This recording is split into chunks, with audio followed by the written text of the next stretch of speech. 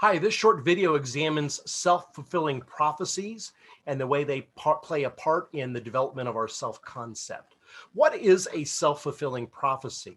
Well, the definition in the book is basically this occurs when a person's expectations of an outcome and subsequent behavior makes the outcome more likely to occur than it otherwise would otherwise have been.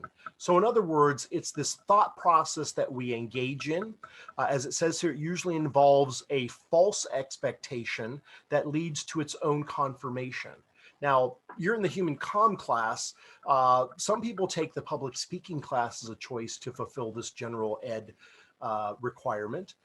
And what I experience a lot of times, especially with people who have a high level of speech anxiety, is this false sense that because they are nervous, they will not deliver a good speech.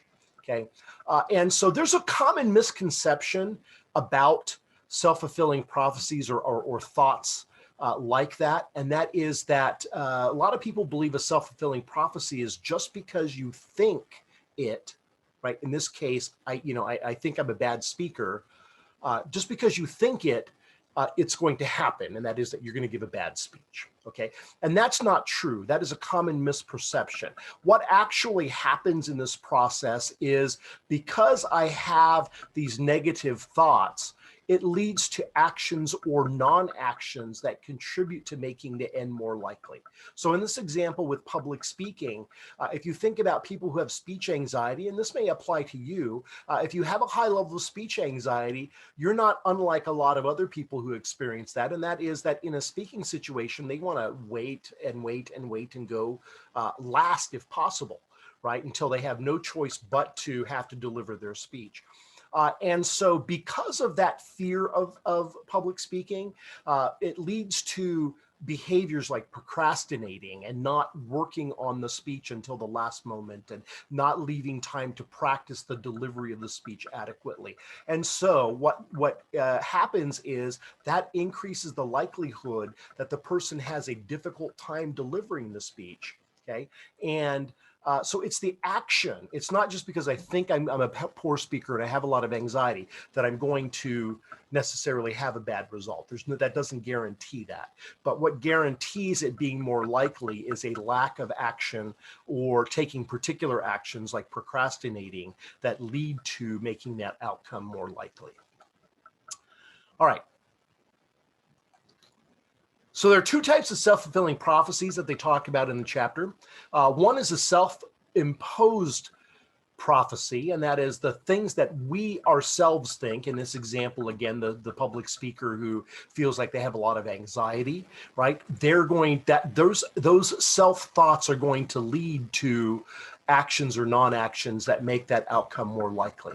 But we can also be affected by what we refer to as other imposed prophecies, and that is the things that people tell us about ourselves that influence behavior that make that outcome more likely. So if you ever tried to play, like when I was a kid, I played basketball, and basketball was not my sport. I was more about football and wrestling and judo and baseball. And so I was not a very good basketball player. I thought, I'm pretty decent. Here I am on a team and I'm fairly decent. But when my friends would tell me, you're horrible, you're not very good.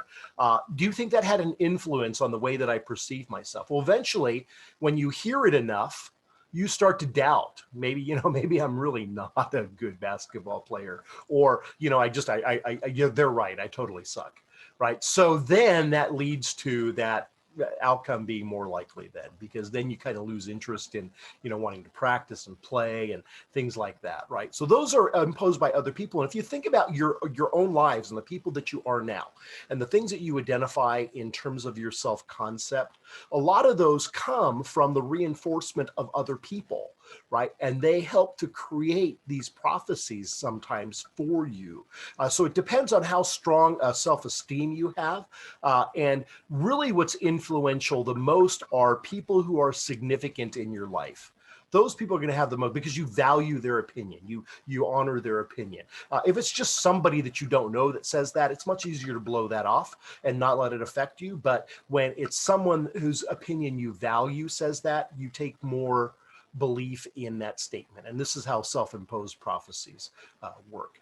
If you look at the diagram really quick, it kind of creates a cycle of thought for most people. If we go back to that example of, the public speaker who has a lot of speech anxiety, so they think that because they have speech anxiety, they're not going to be very good at speaking. That leads to, as it says here, actions taken because of having that belief. So, because of anxiety, I'm nervous, I'm going to put it off as long as I can. And then finally, I know that, tomorrow I've got to deliver a speech, so I've got to have something to say. So I try to slap something together and I don't leave myself time to practice the speech. Then that leads to results of those actions that confirm that original belief. And then we say, see, I told you I was a horrible speaker, right? You kind of make those things come true. But you can also turn those into positive sorts of self-fulfilling prophecies. So for those of you who have a lot of speech anxiety or whatever it is, right? I use this as an example because I see it in my public speaking class. But if you're not a very good public speaker because you feel like you have a lot of anxiety, right? Maybe the more appropriate course of action to take is to begin to work on your speech early and give yourself adequate time to practice so you're more comfortable with the speech, and creating kind of this, well, I might make mistakes, but I'll do the best I can, and I've practiced and I've invested time. And then when you deliver the speech, the results don't wind up being bad results. And then you think, well, maybe I'm not as bad a speaker if I put the time and effort into practicing. And that changes our perceptions about ourselves. We go from thinking we're a bad speaker to a mediocre speaker. And if we continue practicing and delivering speeches, we eventually can become better speakers. And this is how self-fulfilling prophecies work.